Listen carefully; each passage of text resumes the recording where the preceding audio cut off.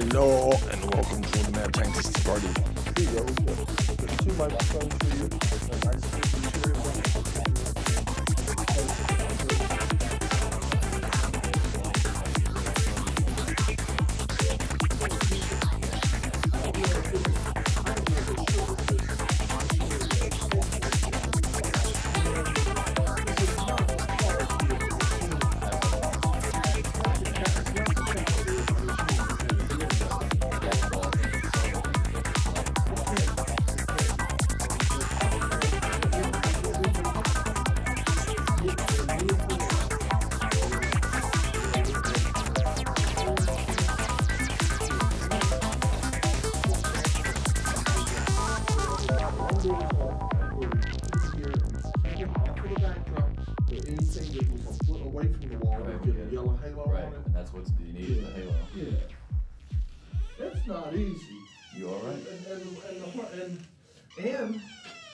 And we need a different shade of blue. Right. Yeah, we do need that lighter one you had. Yeah.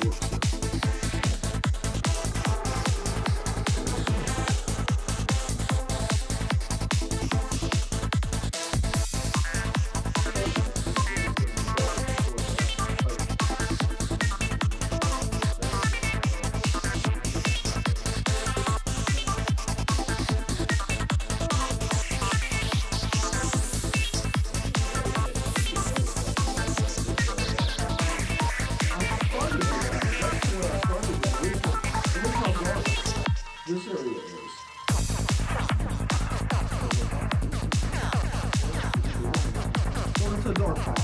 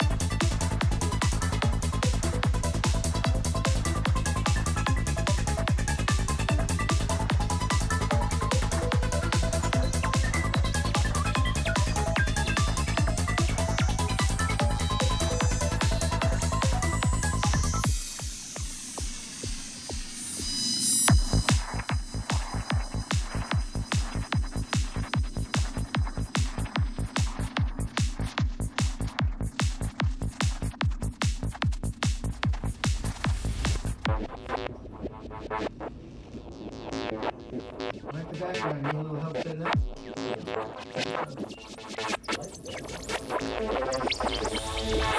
I want you to sit out in the lobby. I want you to like some of the other stuff better than this.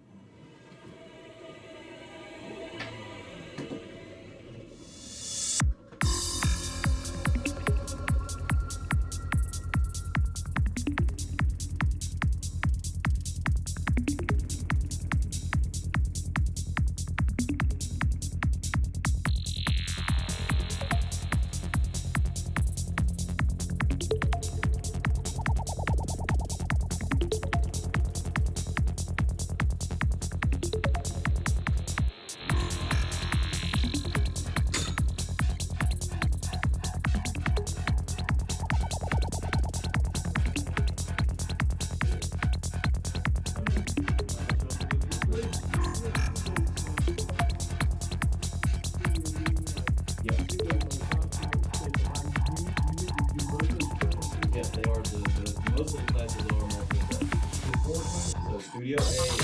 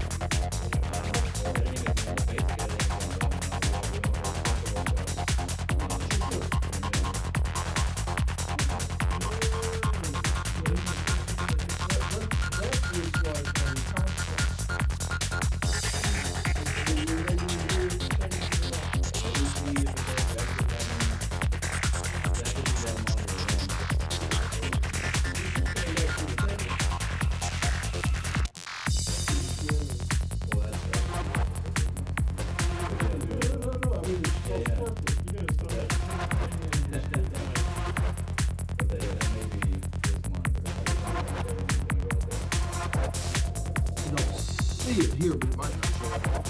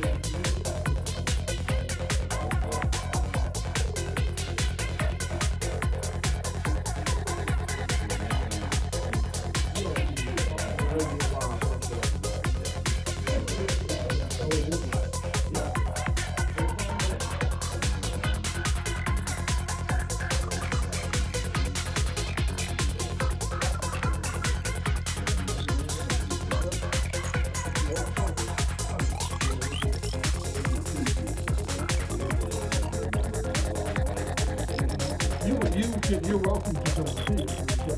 You want to see it.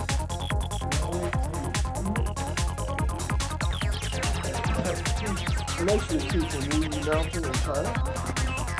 That's the same as the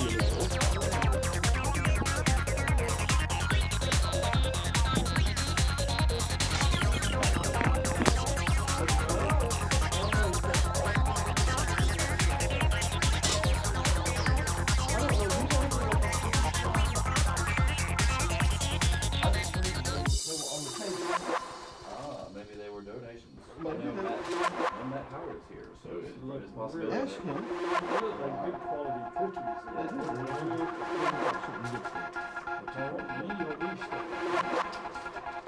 I'm willing to bet that's nuts.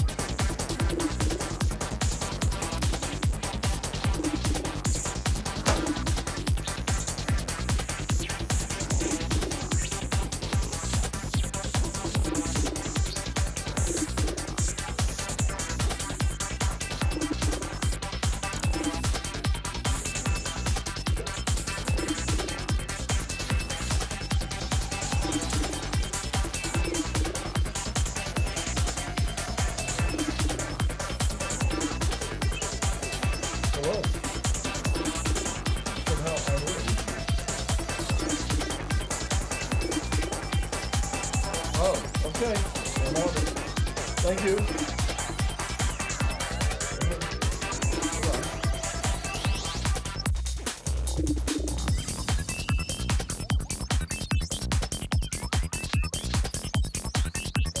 It's time for the 420 roll. And I didn't have the alarm set.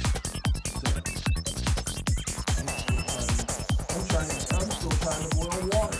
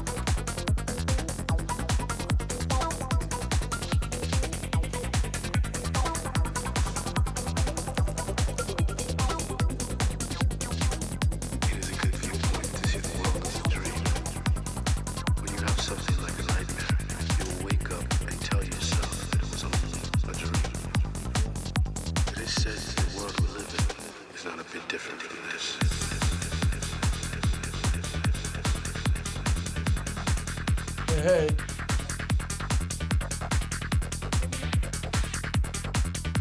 Hang on a minute. I'm getting ready.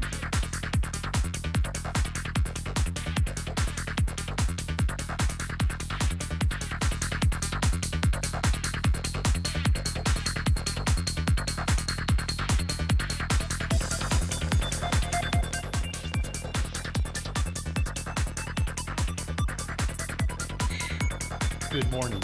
Welcome to the Pleasure Saucer.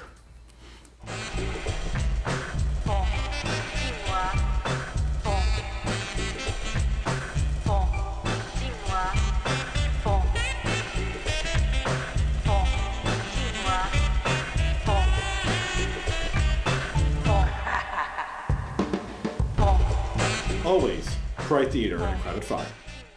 You're watching the 420 roll.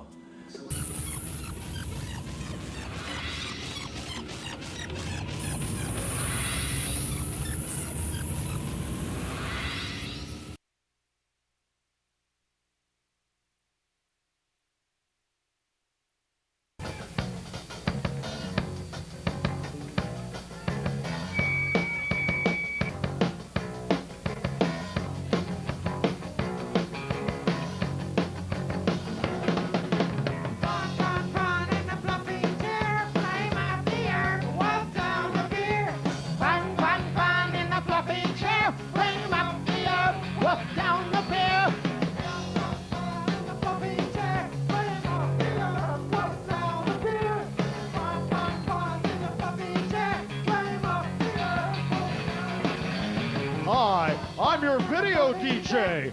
I always talk like I'm wigged out on Quaaludes. I wear a satin baseball jacket everywhere I go. My job is to help destroy what's left of your imagination by feeding you endless doses of sugar-coated mindless garbage. But don't create, be sedate. Be vegetable at home and whack on that dial. We have our way, even you will believe. This is the future of rock and roll. We interrupt this song to tell you the title. MTV, get off the air!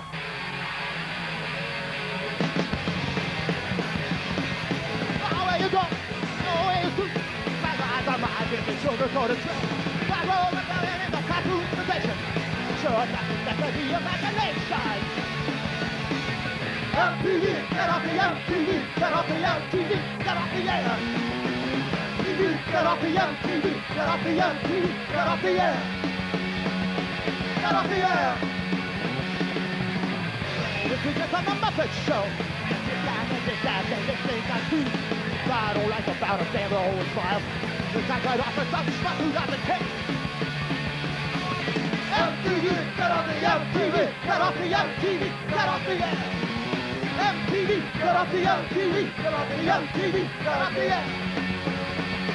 Get off the air. Get off the air. Get off the air. Well, let's just turn it off.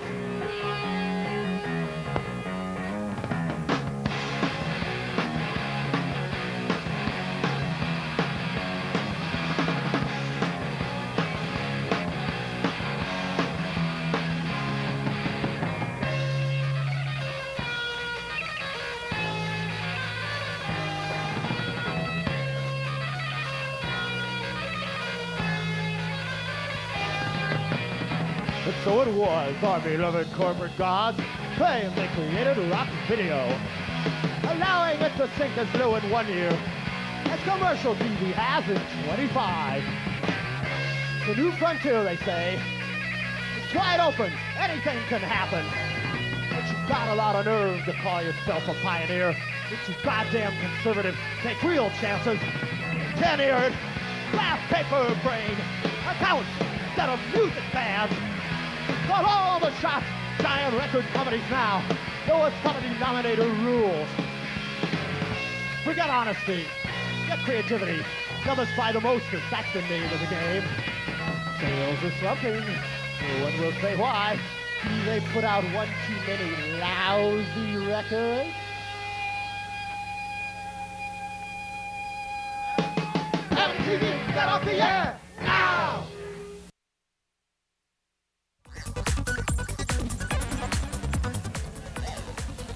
You have bass in the side fills.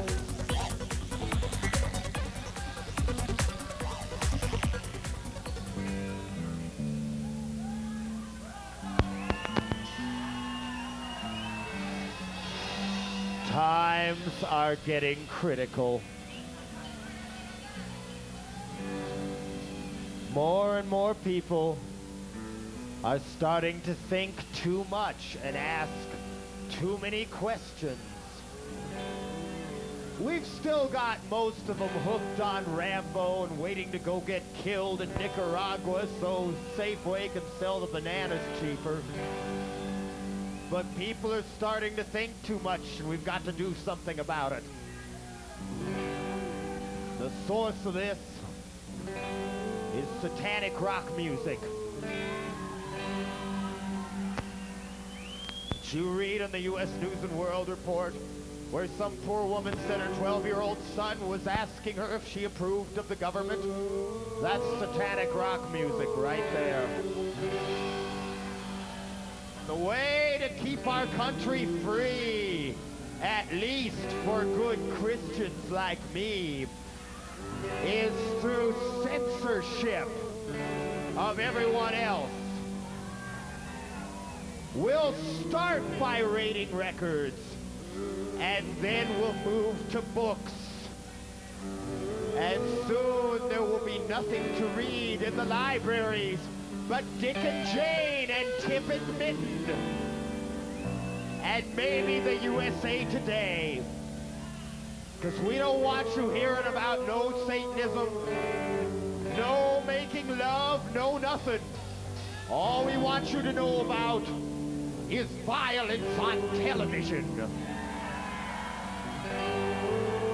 After all, a child unborn's life is sacred.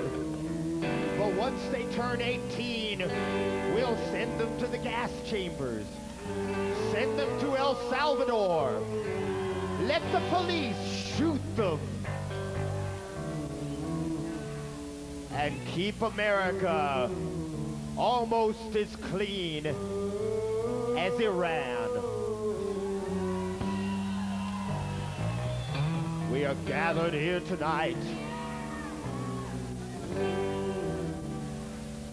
to pay tribute to our Lord.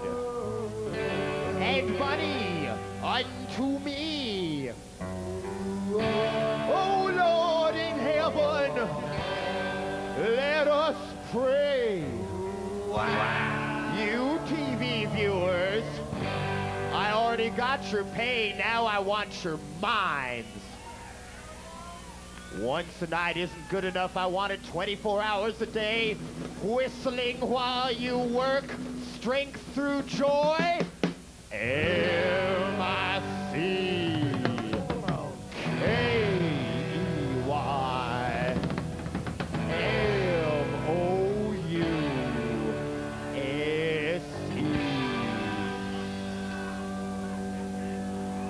We don't try to stop the Christians from turning this into another religious republic like Iran. Who will? What the thing? Oh, the joy.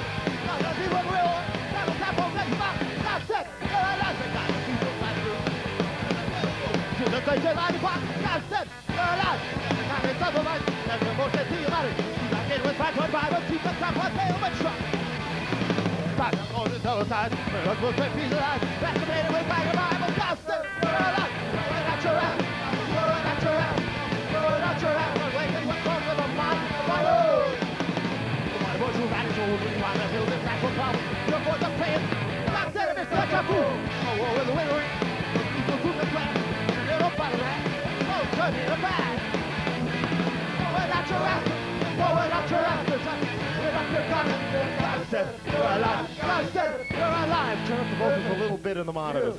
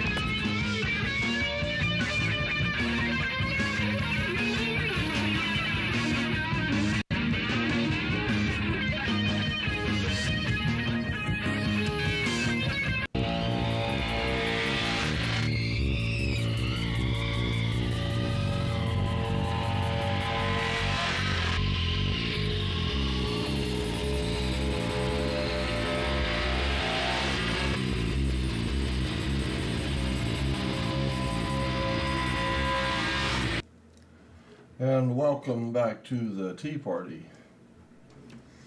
Indeed. Hi there, we have Doris. We have a guest. You seem to be the brave one today. Yeah. How are you? I'm good. I was so glad to see you on Sunday. I enjoyed our little trip to the donut the shop. donut shop so much that I have been back 2 more times to that donut shop and got a cup of coffee and 2 donuts each time. That was... I'm becoming hooked on it now. Hello. Okay, I have new discs and burning. Hey. Wow. Do you want to slide in and sit? This is the current shot that's on camera. If you want to slide in around I'm the going to lay down some more chairs first. Huh? Put down some chairs first. Okay. I'm still setting things up, as you may notice. It's okay.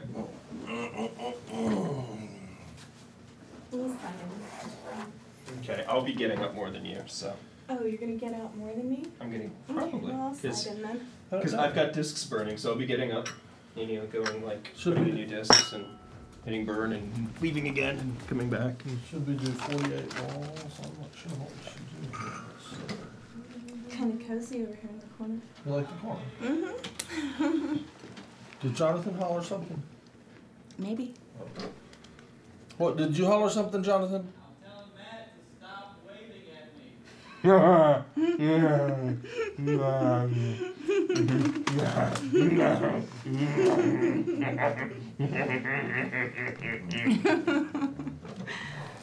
all right. We'll go with 48 walls. I got crumbs everywhere with that stunt. For friends everywhere. Can you whistle us a little tune?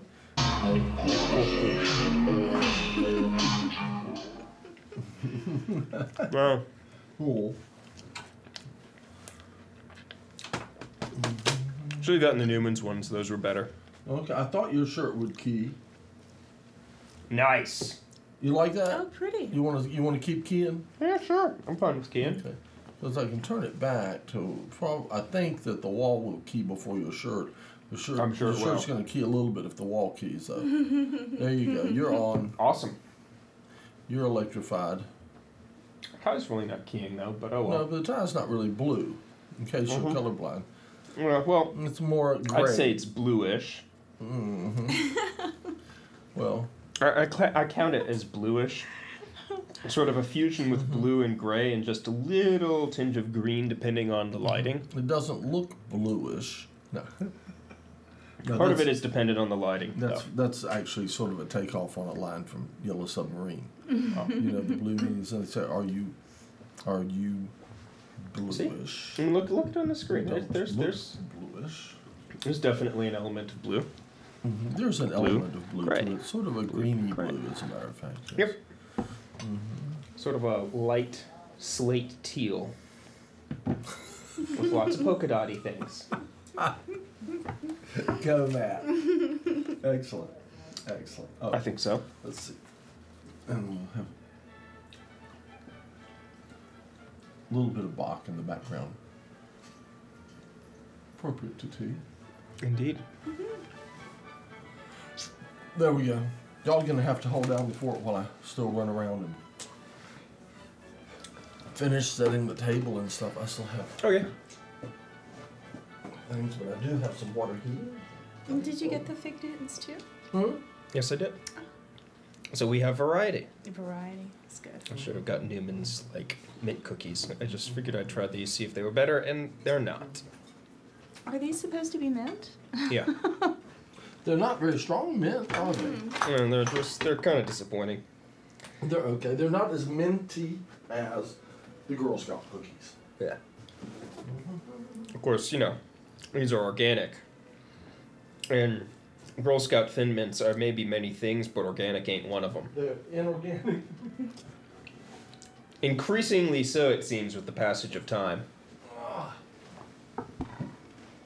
Because Girl Scout cookies are definitely one of those things just aren't as tasty as they used to be. I concur. Yeah. Girl Scout cookies, Big Macs, stuff like that. It's just... What happened to everything? Well, what happened to everything? it all got run through the grinder. You know what I mean? It all got processed. It got bleached. It got, you know. Yeah. All that stuff.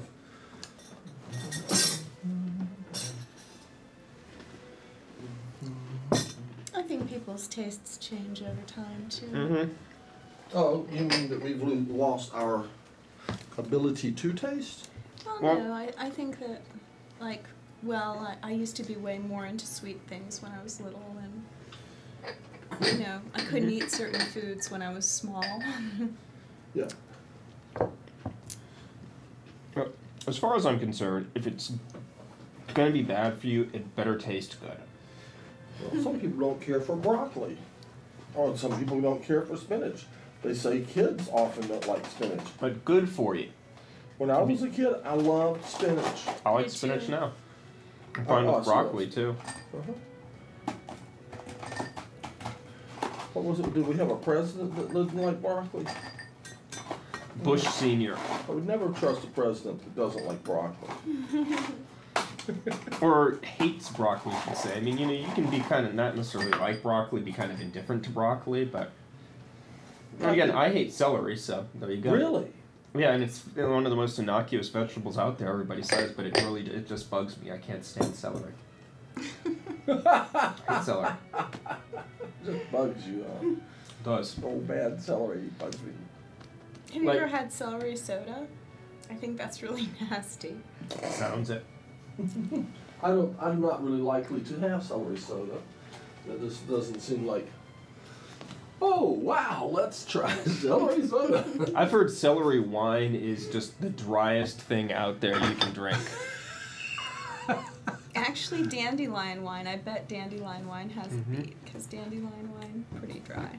I've had some amazing... That's supposed to be very healthy, though. I've had some amazing home-brewed blueberry wine. Some just stunningly amazing home-brewed blueberry wine. Yum. How about blackberry wine? I really like blackberry. But you know what I like the best? And it's hard to find. But there's a winery in North Carolina that makes it to a degree. But I don't think anybody makes it pure. Muscadines. Grapes? Yeah, there's Scuppernons and Muscadines. And Muscadines are the big purple ones, I think. And the wine from that is very unusual. Okay, must be a bill collector. Hello? Hi, Bob, how are you?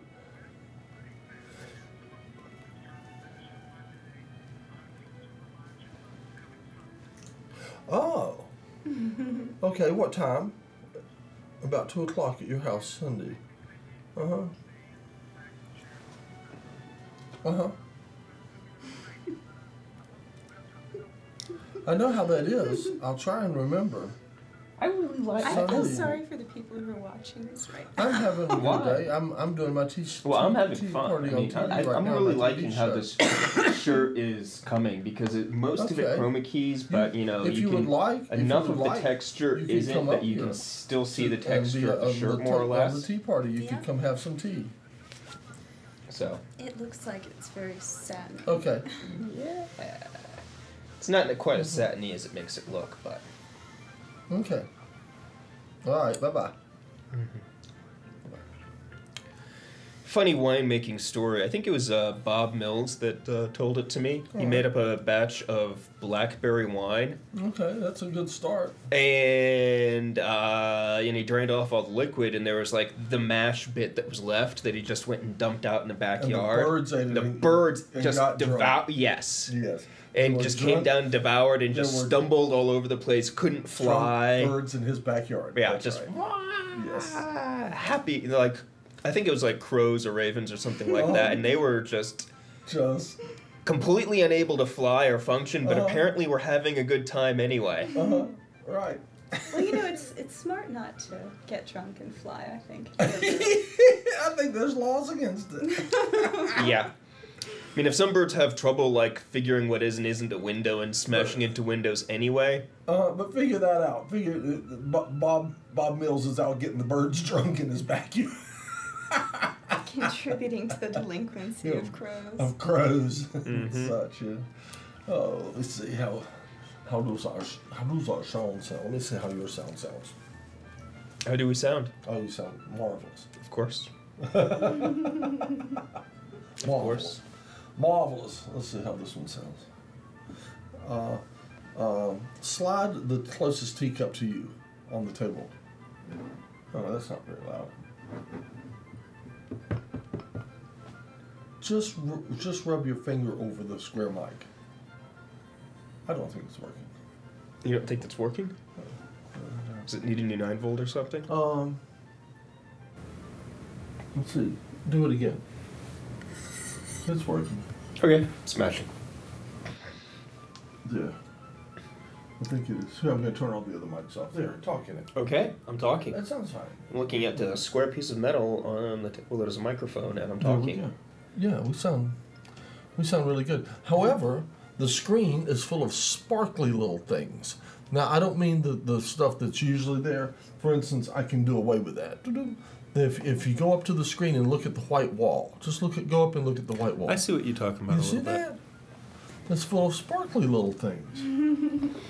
It's something it I'm doesn't gonna- show I'm- up so much on the screen from an angle. I'm gonna go. Yeah, I'm gonna go and see if it's that way on the engineering monitor up in Cablecast.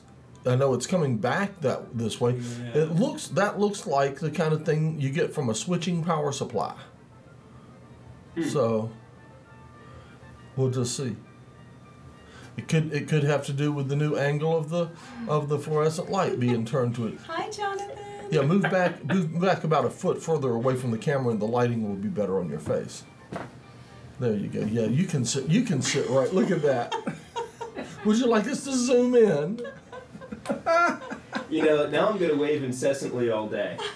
I'm going to go look. Well, this sure comes out a lot more blue on TV than it actually is here. I mean, there's a slight sort of teal tinge to it in the real world. It's just ever so slight, a little bit of green here, but I don't see any of it. It looks amazingly blue here on TV. Yeah, do you like to be psychedelicized? Don't we all? Deep down inside, don't we all? That's a silly question. I'll be right back. I'm going to go. Hey, okay, I'll see what we're going to try to do. Hello, sweetie. Hello. How you doing? I'm good. How are you? I'm doing okay. When John gets back, I'm going to get up and go look at the discs and see if they're done burning. And if they are, go and put more in. And burn more DVDs. DVDs of Mount Dungeon.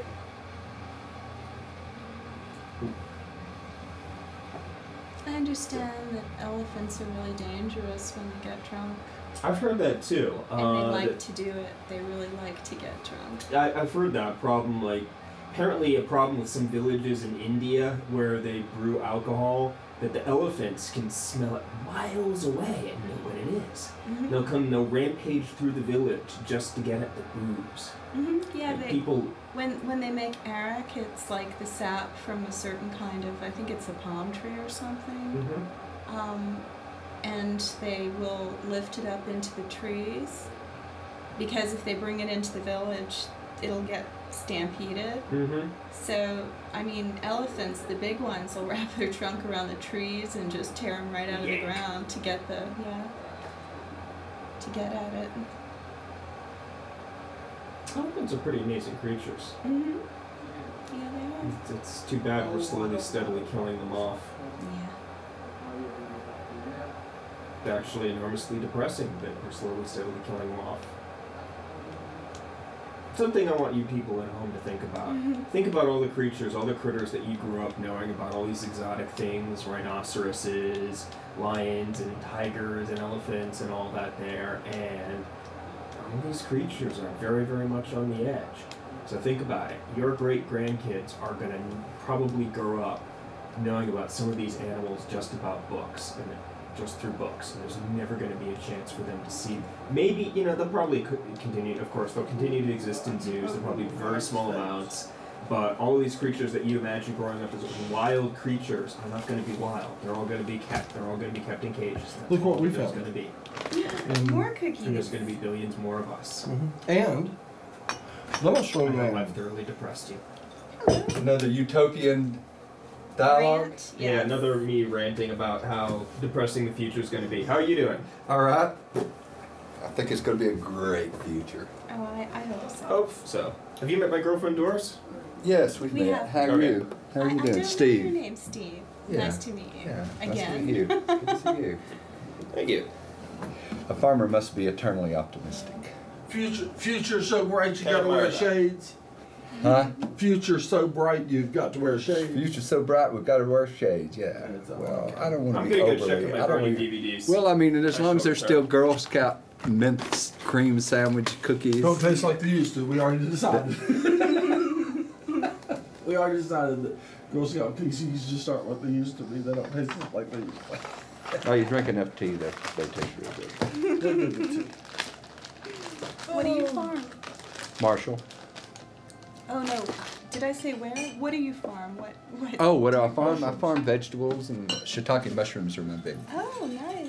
Yeah, my big thing. I have done that. I've helped with that. What's the talkies? Like An drilling inoculation. holes. Yeah. I Yeah. love that. Did you have fun? It's hard work actually, lifting the logs in and out of the water.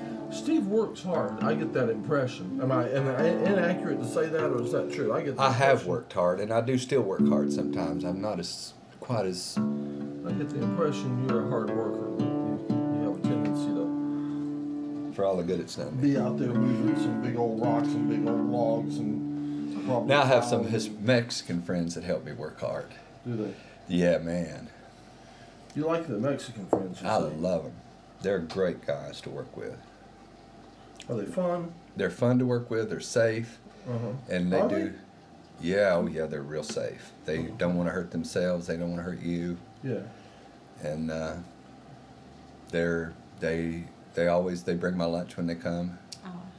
I've lost. They know I'm a single guy, so their wife always make me a sandwich, and they always bring me drinks, and I mean, I've never had anybody bring my lunch before every day. Oh. I don't even fix lunch when they're coming. I don't even fix lunch because I know they'll bring me a sandwich. That's too good. They're spoiling you. Yeah, they are. And we get those big shiitake logs, and they handle all the big stuff. They're strong, and they're willing workers, and they've got a good sense of humor, and they're always laughing, and they really help old guys like me to continue to farm. To continue to farm. To continue to farm. So when do you harvest your mushrooms? We've harvested 40 pounds last week. Wow. 40 pounds of mushrooms. That's got to be. You don't mess around. No, you can sell them. A lot of mushrooms. Yeah, no, they're pretty easy to sell at certain times of year, and I sell them at tailgate markets. They're not hard to sell. Do restaurants, local restaurants, near buy them? Not yet. I have sold them to Green Life and Earth Fair, and mostly at tailgate markets right now. I'm beginning to do indoor, which may mean that I have more, but that'll be a wholesale market to maybe like Mountain Foods or some other wholesale operation, and then sell certain amounts retail and get a little more money from How often, how many times a year do you harvest? I harvest every week. About constantly. Really? Yeah, I was he's been there. I'm at the market every week over at above, because you can put them in water, and it causes them to think that it's a heavy rain, and they'll sprout on a regular basis. So like I soak 10 or 15 logs a week, and I get maybe 20 pounds of mushrooms a week. Wow. On a regular basis. Yeah, it's pretty cool. Even in the wintertime? Not in the wintertime. Okay. Up from April to November. Okay. Pretty much is my season, although the indoor may be... Now do the logs come back? Yeah. In the spring, they'll come back? Yeah, 5 or 6 years at heavy production. They'll last that long. Bad. No, it's not bad. I like it. Have you ever grown other kinds of mushrooms other than the shiitake? Right now, that's all I'm doing. If I do indoor, I may do some different kinds, like black poplar, and there's one nice indoor one. Oysters is a nice indoor one. There's several other varieties that grow indoors, but I'm going to stick with shiitake in the beginning, and then try to branch out. Aren't oysters slow growing? Oysters, are they a slow growing mushroom or not? I thought no, they'll grow. I thought they were slow. Well, they do maybe outside, but when you do grow them on wheat straw and put them in, fast. and within a couple of weeks, you have mushrooms picking those, and then they'll flush for a certain period of time. They'll come back on the same thing, and you leave that in the greenhouse, and they come back. Maybe 2 or 3 weeks they'll come back, and then you throw that straw out in the worm compost, and then you do a new batch, put them back in there. As long as you got a good source of spawn, which we do. It's pretty interesting. It's more interesting than vegetables, but this year I've got like $600 worth of stuff in my truck that's plastic and irrigation so that I can do away with my weed problem and have consistent irrigation and hopefully have a more consistent vegetables. I can't fight the weeds by myself. That's too much. I just can't do it. I've seen people fill in with mulch and fill in with sawdust from a sawmill to keep the weeds down. That works. But plastic, I want to have plastic. Last year was such a drought that if we don't rig for dry weather, we've got to rig for dry weather. Did you get like seep hose or something? Is that what you got, or what'd you get to water with? It's a drip tape. Okay, drip tape, seep hose, something about the same. No, it's a little different, but it's similar. I got 6,000 foot row. If I figure if I can make $2 per 6,000 foot row per foot. I'll be right back. But I think I'll leave this in here. I'll pass it along if you don't mind. That's fine. You may notice I'm not even on TV. Okay. But I think, there's an article in the Mountain Express this week that is amazingly worthy of commentary. And what was that? Mount Dungeon rocks URT. I heard that the article was not all that good. It just has a good picture. Is it the article good? I think their choice of quotes was excellent. The big problem is the fact that Ben Robinson, our producer, is called Ben Robbins. Ben Robin. Yes. Ben Robin. Ben Robbins, as in Baskin Robbins. So Ben's new nickname is Baskin. And here's John Robbins. No, it isn't. Okay, I'll be right back. You know what? You told me your name was Johnny what? That's my stage name. My church Your name. email name. Yes, Johnny Lemuria. You know, so what I did is I went down and I looked at my email list for Johnny Lemuria, and I don't have one. Really? In my email, it's not in my list on my computer. Okay. So maybe you need to send me another email. I will send you another email. And make me reply to it. Okay. Perhaps include a photograph of yourself. or just a little note that says, "This is John Robbins." I would like to also point out that you aren't really mentioned in that article, but I went to the article forum on the internet as soon as I saw it, and I made sure to make sure that you got kudos, and that JJ got kudos, and that URTV got kudos. Okay. Was none of them mentioned? They were not mentioned there. No. Oh, okay. Okay. Do we have some tea? It's brewing. I've just put the hot water in here. Drink the cream, huh? We have cream. I know you like it when we have cream. I haven't put out enough saucers, have I? I think so. Oh, we don't have any flowers. No. If you like, I'll go out and see what I can find. I picked all the dandelions last week. Here we go. This tea should. I'd give it about 3 minutes. Okay. Then try that. I'll grab a couple more. How be you, Doris? I'm very well, Pete. How are you? I'm good. Would you be interested in ghost chasing with video? Is that at the place Matt was mentioning? Yes. I would be very interested in that. Well, I think we should do that. I think we should. Yes. As long as we don't find any. I'm actually considering going there more for scouting for a photo shoot, but I very much like to do that. I'm very down with that. Well, according to the Paranormal Society, it's extremely haunted. Really? Yes. What is this place? I don't think I should mention. Yeah. Okay. All right. I'll tell you later. Okay. Well, give us the lowdown without the location, Place of great psychic trauma for decades upon decades. Oh, I may know about it. The jail. I'm sure you do. Oh. Well, I hadn't even thought of that one, but anyway, there's we'll talk about that. After class. See me after class. Alrighty. So we have finally gotten the commercials, the sampler, and the letter together. So The commercials? yes, we made sample promotion spots. Like, a media package? Is this a media package? Yes, this is a media package. Actually, a sponsorship package. Wonderful. Please give us money so we can put your commercial on the air. Yes. For Mount Dungeon. And for Matt Howard Show, and for Pleasure Saucer, and for the Tea Party, and for the CJ Water Show, and what else we can think of. Is it all inclusive? Well, no, we're going to try Mountain Dungeon first. We're working out the I kinks. see, yeah. Once we get that one done, we'll Just change the name on top. basically, yes. That's essentially what we're going to do. Yes. I actually, I got approached by 2 people I work with who want to do a home improvement show for Really? URTV. They want me to help out with that. Oh, I think that'd be wonderful. I think they're very good. I wish there were more classes on TV.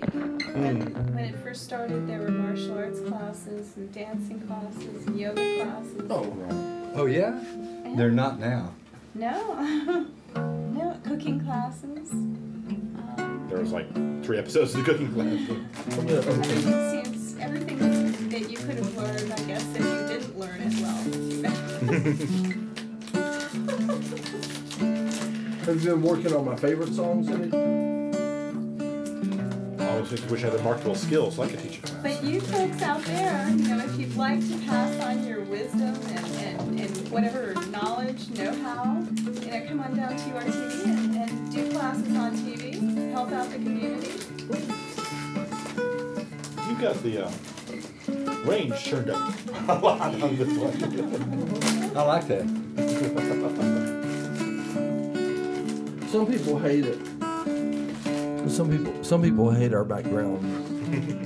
but and I don't blame them. It's all vibrating and stuff. I imagine it would drive them crazy. But I'm tired of reality.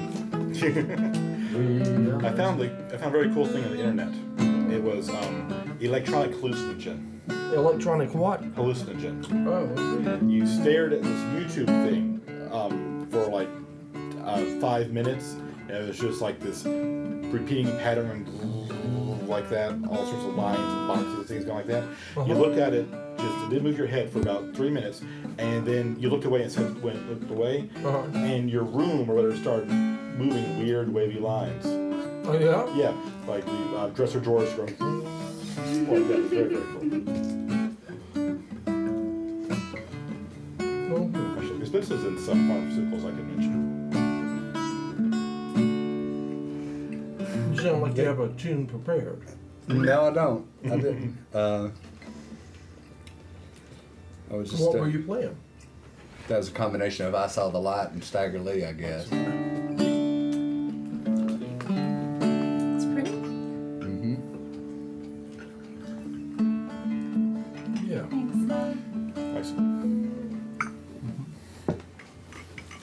Well, I got up to you. Gracias. That's crazy. I put the wrong saucer with that teacup. How can you tell? Here, this is the saucer that goes with your teacup. Ah. Oh, that's so cute. Faux pas.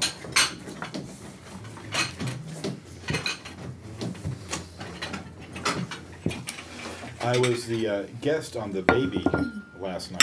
Oh yeah? Yeah. Thank you. I don't think I I'm. saw that. You were good. Was I? I felt somewhat out of place there. Yeah, I could see that. I think it was a bit I too. thought you added to the ambiance.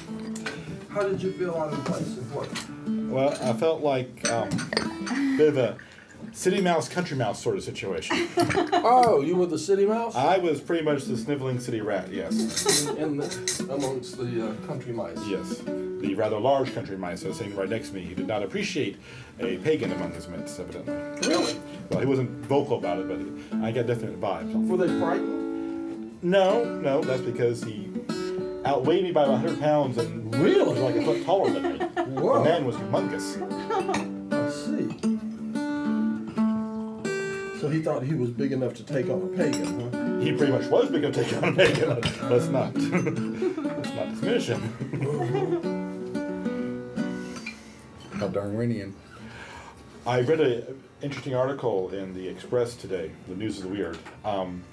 Evidently, there's a lady in Malaysia who's in jail for renouncing Islam and building a giant teacup to worship as part of her Sky Kingdom religion. They haven't killed her yet? No. A big told her what? A big teacup. To worship. Yeah. They haven't That's as killed real as anything. I mean, Yes, it is. Well, I guess. that's a Well, I nice mean, story that for the one teacup. woman Well, almost yeah. got I mean, killed did you hear about because she they're going named to kill her or Teddy what? Bear. No, she's just in jail. About that. She's in jail. What is this? She built this giant Well, we, teacup to worship. We certainly hung our share So of they've jailed her back for it. in- I way think back we should when. take that up as a cause. Way back in the way I back. agree. But what is this? In Malaysia, there's a woman who is in jail for renouncing Islam and starting to worship a giant teacup she made. Wow. Yeah, I like her. Yeah, I do too. I'm also a big fan of the Pastafarians. Yep. And their worship of the what is it? Spaghetti monster. The flying spaghetti monster. Flying spaghetti monster. Raw men. All hell, flying spaghetti monster. Yes. Well, I've noticed Islam takes a special offense to people who stop being Muslim. Yeah. Yeah. They're a little bit tweaky. They're not big on backsliders. Everybody else, there's Muslim and there's infidel. You are the two categories you get to. Muslim or infidel. Now, I think the premise for the War on Terror is BS. I mean, I believe that absolutely 100%. That said, I don't have a very high opinion of Islam at all. Certainly not in its modern incarnation. Which modern incarnation? Do y'all want to drag the well, you've got a good square mic around and let's see if clear in that it's very easy to look at the craziest among them and think that that's everybody. But generally, any spiritual movement has that problem. Probably pull a little extra cord well. Okay. I mean, there you go. Judging Islam based on, say, Al Qaeda is like judging Christianity based on Christian identity. No, based on Christian identity. Oh. And we have. Did you see we got Girl Scout cookies over there? The Christian identity, they're the ones that think that in reality the lost tribes of Israel were all Aryans, and they claim that they don't know where like all the modern Jews came from, but none of them were actually like the real lost tribes of Israel. These are the Christians' identity. Yeah, okay. Yeah. Yeah. I heard about these guys. Wow. Yeah, they're crazy too. Yep. All primates are crazy. Yes. This is not very eloquently put. And it's a matter of degree and lethality. Lethality. Yeah, the more less lethal ones are the more likable ones, I think. I'm gonna have to completely, totally agree with you there. Yes. Yeah. And you know, I've known some non-lethal religious nuts that I still have trouble sitting in the same room with sometimes. But I think we all do, actually. Yes, but on the other hand, the lethality makes somebody a whole lot less likable immediately and instantly.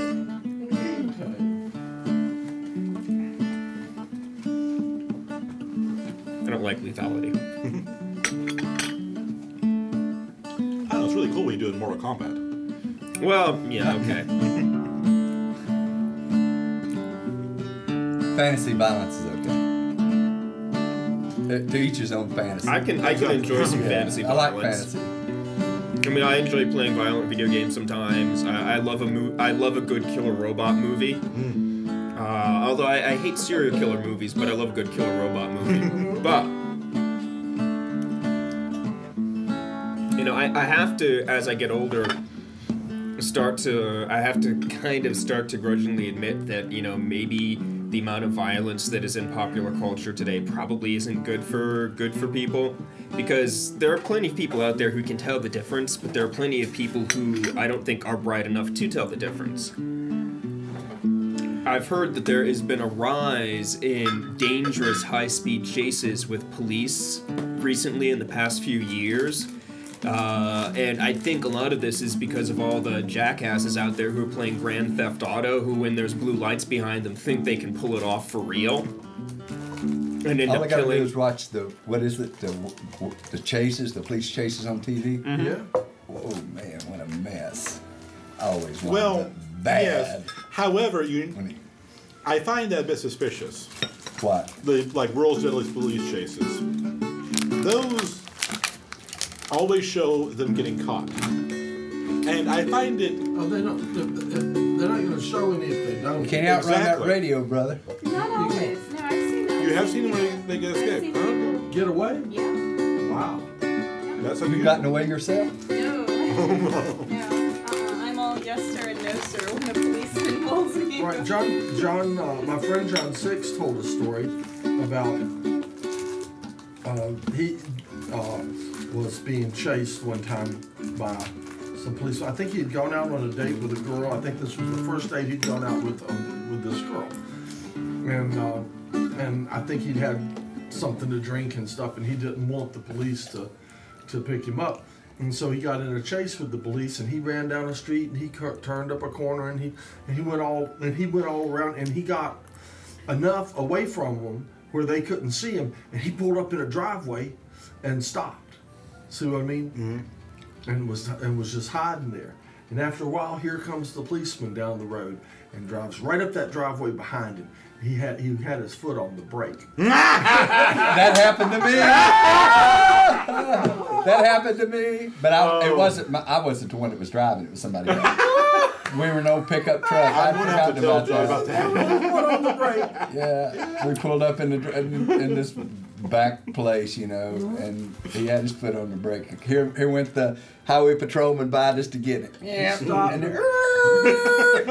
Guy with his foot he didn't even on the give us a ticket because we were in his dad's pickup truck. It wouldn't do, 60 miles an hour, but we were going too fast at a certain location. I think it was a 53 GMC or something. So let me ask a question. Did this girl ever go on another date with this guy?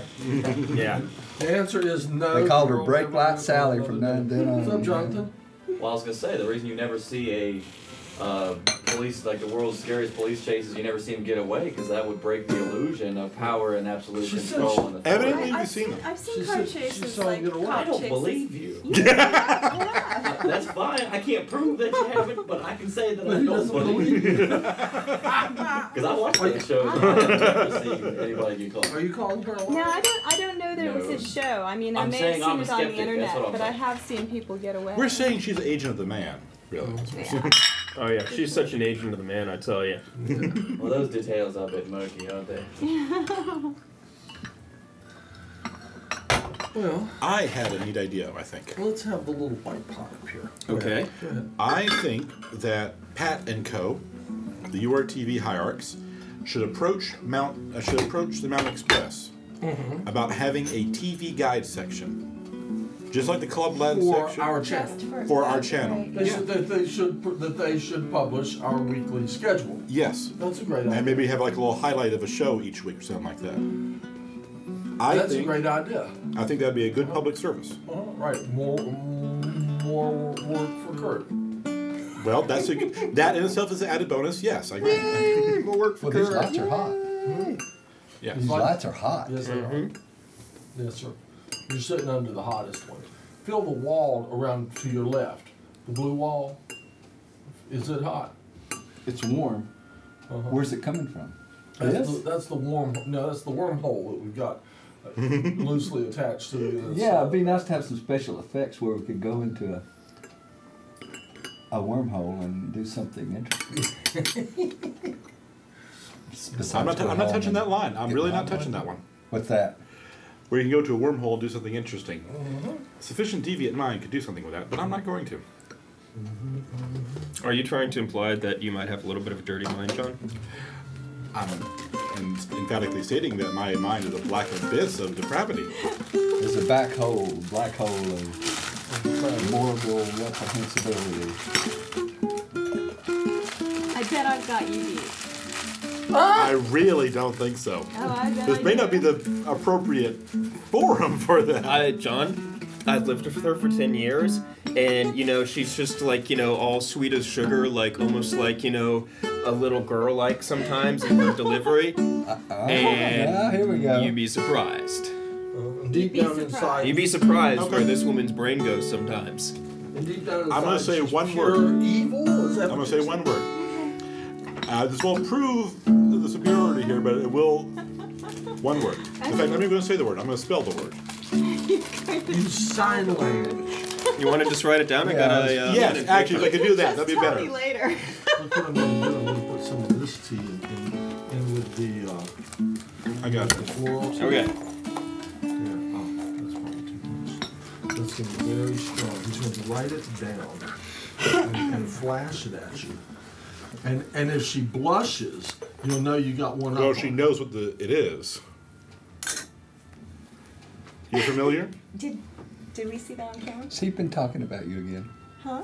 She's been talking Isn't that about what you Doctor again. Who used to fight those? Yes. Psychic paper. There we go. They were known as the most horrible evil in the universe. Oh, the Daleks. Those are the yes. Daleks. Daleks, yes. Those are Daleks. That's Doctor Who? Yes. Doctor Who. Doctor Who. I enjoy some Daleks. I like Doctor Who. It's interesting. I do too. We could do that. When I lived down in Madison County, we used to watch Doctor Who. We had a black and white TV set, and it was snow. I mean, on rabbit ears, you know, and it was snowy, and we would sit around that TV and watch. Doctor Who was the show that we always watched. If you could do the Doctor Who theme, that would be so cool. But whenever you have a song to do, you let me know so I'll put the camera on. Actually, do you remember Fisher? The guitarist Fisher? You do? Yeah. When he was playing at Broadway and whatnot? Does he still play it? I don't know. He plays the Doctor Who theme, and he also does Rawhide. I knew that one. No. I noticed Fisher just last night. I noticed because Fisher's one of my friends on my MySpace. He's a MySpace friend, and I looked at that and I thought, I wonder where. I don't even know if Fisher's in town. Apparently he's around. I've heard he's around again. I mean, I never knew him personally, but, you know, it's one of those people who's just, you know, you hear about by reputation in this town, and I hear he's back. Well, he does a really good Doctor Who theme. Good Rawhide. Good I Rawhide. gotta do some editing. I will see you later. Okay. You'll see me up there in a minute because I'm burning DVDs. We'll miss all the colors on your shirt. I'm a great canvas. A large canvas to write on. Shall we do a gospel song? Yeah, you know a gospel song? I know I'll Fly Away. Do you know that gospel song? Yeah, I know. Should we sing that? We'll sing 3 verses just to break up the conversation. Some glad morning when this life is over, I'll fly away to a land on God's celestial shore. I'll fly away. I'll fly away, oh glory. I'll fly away in the morning when I die. Hallelujah, by and by. I'll fly away. Just a few more weary days and then I'll fly away to a land where joys will never end. I'll fly away. Well, I'll fly away, oh glory. I'll fly away in the morning when I die. Hallelujah, by and by. I'll fly away, fly away. When the shadows of love is flown, I'll fly away. Like a bird from prison bars have flown, I'll fly away. Well, I'll fly away, oh glory. I'll fly away in the morning when I die. Hallelujah, by and by. I'll fly away, fly away. I'll fly away.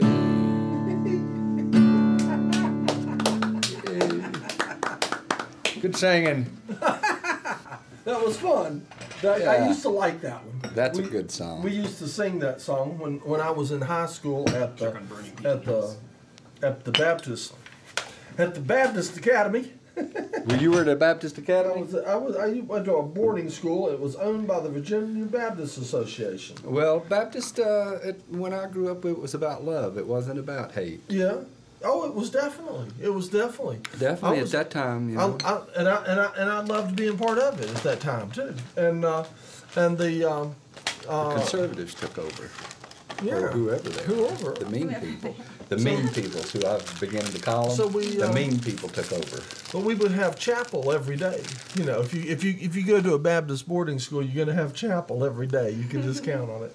And so I used to.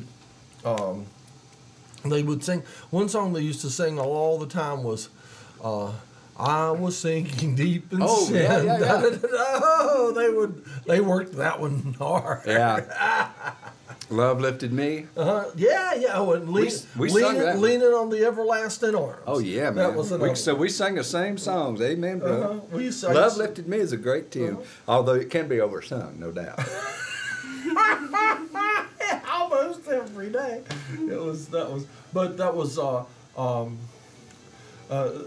Well, what was that other one I was saying? Oh, I left the Bach running in the background. We probably overpowered it considerably, but leaning on the everlasting up. Yeah, we used to get into that. And we sing and sway and do the parts, you know. And all. Yeah, they have black people there with you? No, It was a white Baptist. No. It started out. In what year?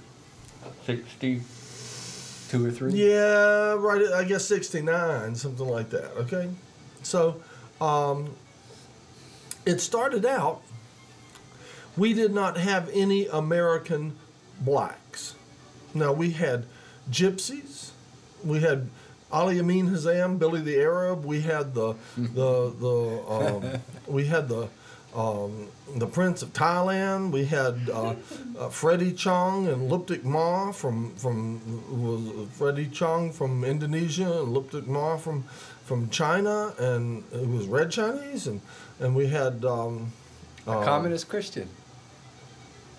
Oh, that's another story. I went in one time to he and Freddie were roommates my first year there, and they lived across the hall from me.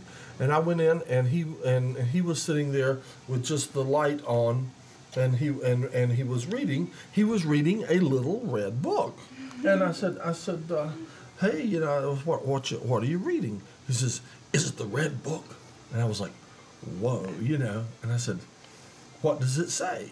He says, it says, the soldier is of utmost importance to the state. And I said, and he's small. He was a small little Chinese guy. And I said, do you want to be a soldier? He says, if I am good enough. You know, these people are very serious. Very serious people. Very serious I had read Chairman Mao's red book. He said some pretty good things in it. He went definitely like most other despots that become powerful. They went down the tubes as soon as they. Their ideas were great. He said one of the things he said in there was, we're going to change this cruel world. Yeah. And he did change it, but he, Yep. you know, he went down the tubes. Right. As soon as he became powerful. The thing is, but the thing is that every power structure decays and becomes corrupt. We find, you know, and it's just that some do it quicker than others. Now he had a system that elevated probably certain aspects of life for people very quickly, but it went down the tubes very quickly too. Yeah. You see what I mean? It's not. It's. But then again, look at primate behavior. That I've been you'll hear that. It's just until I forget this book that I've been reading. Just plain old primate behavior. Just plain old primate behavior. Well, some of my friends just say monkeys. That's what monkeys do. We're chimpanzees with nuclear weapons, you know. Which yeah. Is a scary well, that's thought. what I was talking to Camper Dave on the. What book are you reading? The Moral Animal by Robin Wright. Robin Wright. It's about evolutionary psychology and how much of the things that we think we are and that we think are evolutionarily determined behaviors.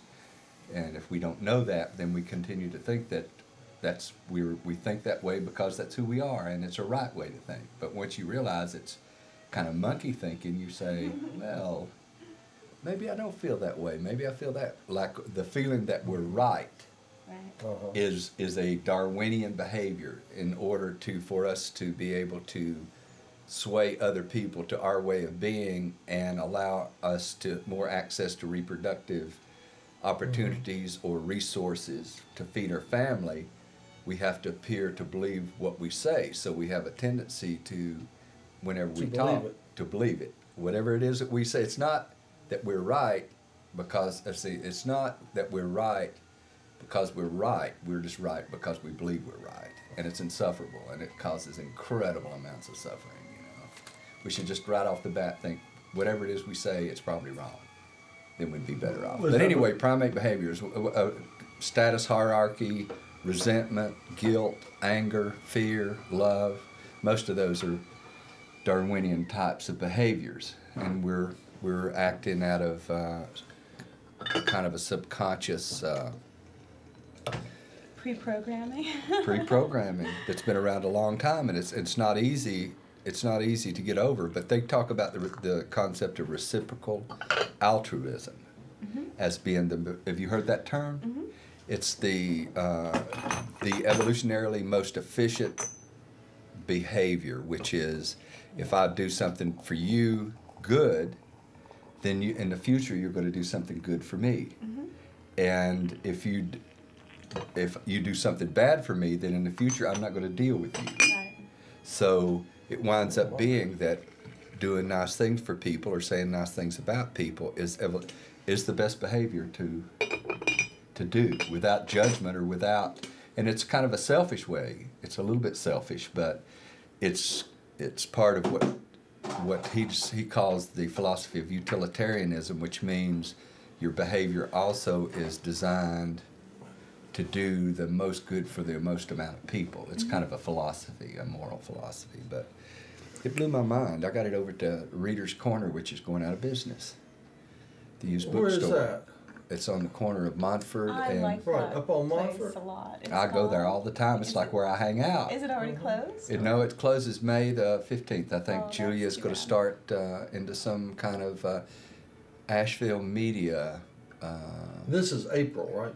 This is April, yeah. It closes in May the 15th, I think is the last day. I've gotten a lot of good books there. I went there and Me too. read Plato and I used to go there a lot more when I lived in Montford, though. Julia ran it then, I guess. She's had I'm it for pretty the sure, whole yeah. time. Yeah, For 11 I years? moved here. Let's see, when was it? It's been more than, it's been about 11 years. That's true. Since you lived in Montford? Since I lived in Asheville. I You've lived not. there 12 years. Where do you live now? Asheville. I live in Asheville. Back in That's Asheville. how long? You're back in Asheville. But not in Montford. I'm on the other side of town. Yeah, Montford's a nice little place. You're in West Asheville? No, not just farther. What is that? North? Farther north. North towards Madison County. No, well, just Woodfin. I live on Hillside Street. Oh yeah, I know Hillside. I have a Just friend who lives north there. of Makes town, I flutes. guess. She makes flutes. Jerry Littlejohn makes flutes. Oh. I should have brought. I should bring my flute in. I've not. She made me a flute that's beautiful. And Does she live on the south side or she lives on. toward Montford? Oh, you left Yeah. you left Is your that east? harmonica. That's east. Is that east? Oh, did I? think Yeah, I so. did. And I'm very directionally challenged. Yeah. So I don't drive and I don't pay attention. you didn't notice this was gone, did you? I noticed that I didn't find it this morning when I looked for it. Is that a slide? Yeah, that's a slide. Oh, okay. Is that something you made or is that? No, that's a somebody slide? Okay. somebody gave me that, as a matter of fact. But the moral animal is a real interesting. It should be taught in school. Yeah. So that we People can. would object to that. I think a lot of people would object Yeah. to that, unfortunately. All the immoral animals would object to that. All the immoral animals, or the pseudo-moral animals. Nurturing class, that's what we need. Have you heard about the atheists Sunday school somewhere in California? There was a show on it. It was 2020 or one of those programs. Some news program did a show about it, and it was really interesting. Lots of very much like anybody else's Sunday school, but just the lessons are, think for yourself. They don't teach that there is no God. Just, think for yourself and figure it out. If you believe, that's great. If you don't, that's fine too. It's kind We're of all nice humans and here together. refreshing. Yeah, we're all humans here together. We humanism, love everybody. Yeah, definitely. All the lessons as far as how to treat people, very deeply humanistic, which is always good, I think. Well, I think that's a beautiful way to think. When you start judging people for whatever it is they believe, then that puts a element in the mix that you can't get around. Like, do unto others as you would have them do unto you is a little bit moralistic, or maybe a little bit judgmental. But reciprocal altruism, it's pretty hard to make that judgmental. It's kind of the same thing, but it doesn't come from any kind of a moral code. It comes from utilitarian code that says that if we want to survive as a species, we'd better do what is the most efficient and has been proved to be the most efficient way to deal with other people, which is reciprocal altruism. You always have a certain percentage of people who don't believe that and who won't do that, but explain reciprocal altruism. Explain altruism. Altruism is doing something without expectations of reward, I think. Doing something positive for someone else without expectation of reward. Reciprocal altruism is expecting someone to do something for you once you've done something for them. Or say something nice about you if you say something nice. It's kind of the basis of society. They seem to contradict one another, what you're saying. Reciprocal altruism seems... An oxymoron? Possibly, yeah, it does. It does seem like that, but it's like doing something for someone else without expecting any reward except altruism in the future.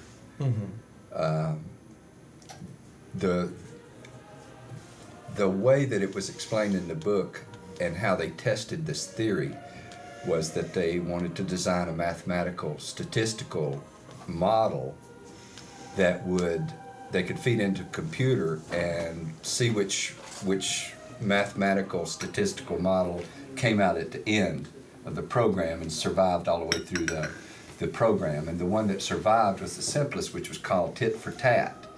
So that if two objects interacted, if you got a good interaction if you got a good interaction with the other person, call it a person, then you would deal with that person in the future. But if you got a negative reaction, then you would either do a negative reaction or you wouldn't deal with that person again. And the tit for tat was the one that survived, and it was statistically the most stable for some reason, whatever reason. So they figured that was the evolutionary, statistically speaking, the most efficient model. So that's how we've developed our current morals, and with slogans to go with them, like do unto others as you would have them do unto you. Right. Exactly. Exactly. But it was a development of evolution. It was a selective behavior.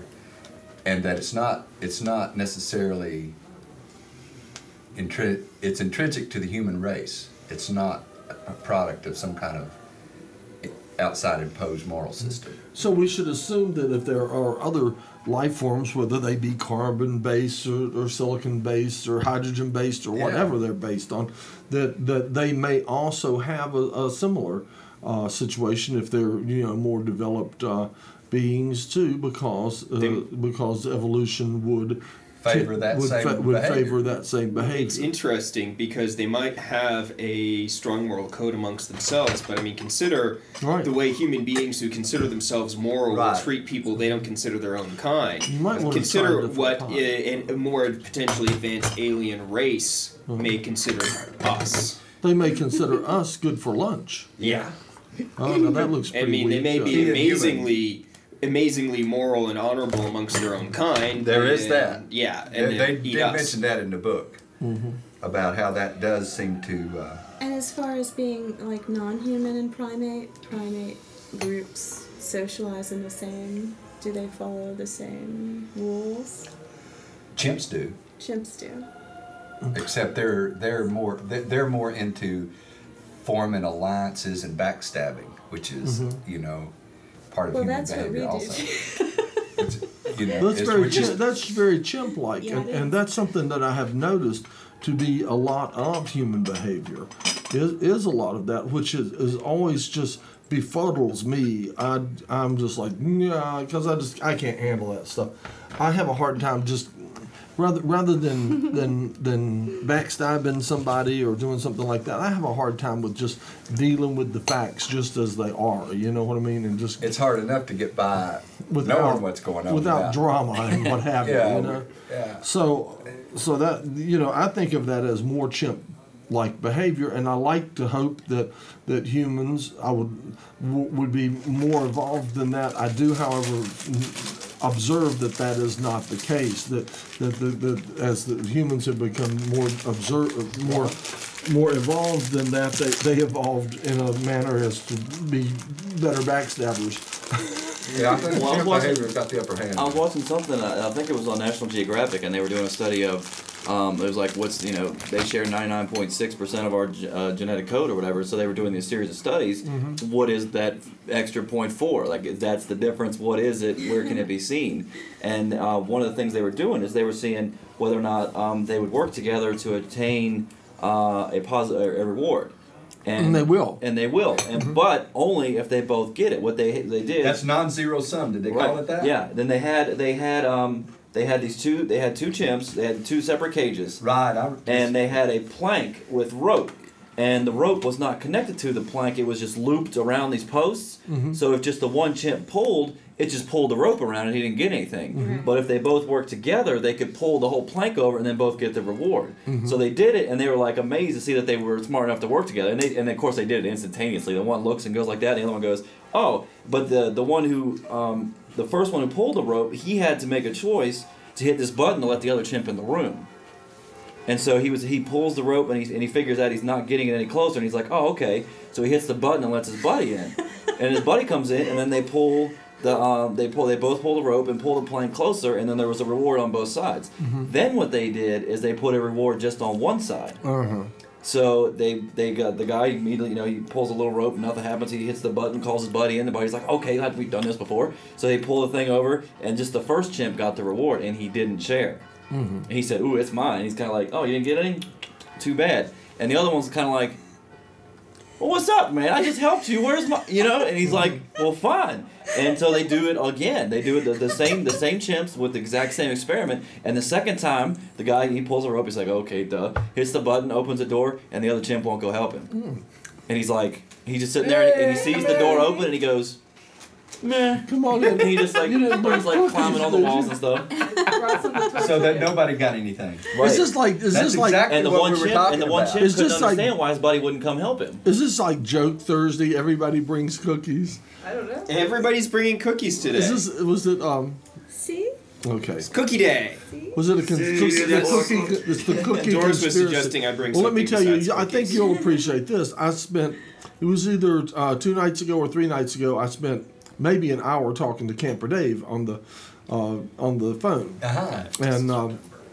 and evolution was one of the things that we discussed, and he says that the evolution of the brain has accelerated in recent years, and in human beings much quicker than any other evolution on the planet in a long time. There have been spurts at different times, and the spurt that's been going on. So what he was saying is that we say that in many ways that we're not much different than our than the cavemen and stuff like that. But he says evolution they were doing this by a study of mitochondria and stuff like that, and the DNA. Yeah, and that they have found that the evolution of mental capacities has just been rampant growth in the last I don't know, couple hundred years. Thousands of years, but and maybe it's even accelerated in the last few hundred to like an unheard of rate, and that's so that there is a big difference in that 1% difference that's going on between us and monkeys and stuff like that. For some reason, it may be happening in monkeys too. I think monkeys are smarter. They seem to be. And I wanted to ask you, do you mind if I send you emails? I send out a bunch of send out emails. I send you some, not much. Do you? I think I do. It says Doris. I send something to somebody named Doris. I guess it's you. Well, I imagine it would be me. Are you sending it to Matt's? I don't know. I gave out my old email address, so. To Matt. Yeah, Matt and I are now sharing. Do I send things to you under the name of Doris? Huh? Do I send emails to you under the name of Doris? You haven't. Oh, I'd better find out who this is. Send me emails. I'm always interested. My mother's name is Doris. Lucky. And, I'll give you and I may not want to be sending her the same email that I've been sending to everybody No, else. I haven't gotten any emails from you with the name of Doris. So. Oh, I better. Urswatts@gmail.com. Yes. Huh? Urswatts@gmail.com. Why? Matt will write it down for you. Why Urswatts? It's a long. Urswatts is the name of a character I created years ago. Right. Now, how am I supposed to know that I'm sending an email to you? Play something. If you are Urswatts. Because that name, that name is for me is synonymous, is just like intertwined with me. Do you send emails to you? No. No, but it's something that I've used for years. Okay. So I use it's like other people know that name. I take it. People who send you emails, not me. Anyway, I don't know I can't remember names in general. Mm-hmm. So why were you were asking about email? What were you going to send me? Oh, well, I send a bunch of things out. Like when I just sent a video of a 3-headed frog to Ralph.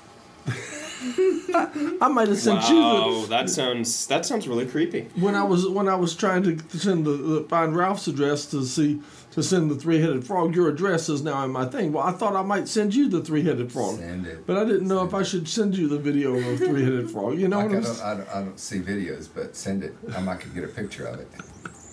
I've heard that frogs are especially vulnerable to mutation due to environmental toxins. Mm-hmm. Hey. Are you? Let's see. I might. Yeah. If you'll scrunch up into. I come over this we can scrunch up over here. Okay. There. Well, I'll get your back with that camera. Hey, nice back. Your hair. That looks nice. Okay. Let's see. But so there you are. There you are. I'm here. That's right. Where did that camera come from? That camera's right there. Oh. Neat. I saw a National Geographic special on chimpanzees. Oh, these Mount Dungeon episodes? And mirrors. These are the sample of the best of thing for potential sponsors. Yeah, and just promotional purposes. And just apparently, to have them on hand. I've got 2 computers up in the editing suite cranking them out. In the mirror. Just burning. The got a baboons, stack of them. I'm just going to try and make as many as I can today. And they kind of saw movement and didn't relate that a little bit to themselves. But the chimpanzees were like looking behind. They were more. They were doing their hair and. Yeah. Looking with their friend, and it was now what was going on? The chimps recognize themselves in mirrors. In a mirror. And other than humans, I think my cat used to too. But I mean, or I think it was another cat, maybe not herself, but. Well, maybe, but he definitely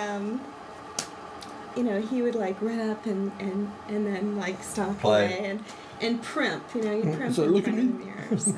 Yeah. He was cute. Primates like mirrors. And TV. Chimps probably really love TV and probably love to be on TV more than anything. Really? I can see it. Chimps? Yeah. I'm in the room. We all look at Matt.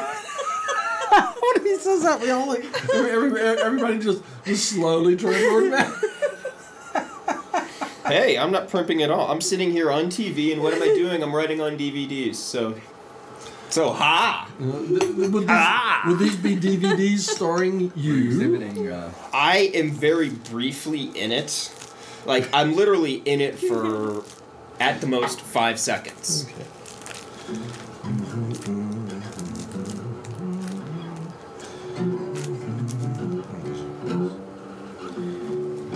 I think, if anything, the most FaceTime on these DVDs go to the band Nevada. I think they've got the longest song. So. Oh yeah. Yeah. Because they have one 7 to 9 minute jam.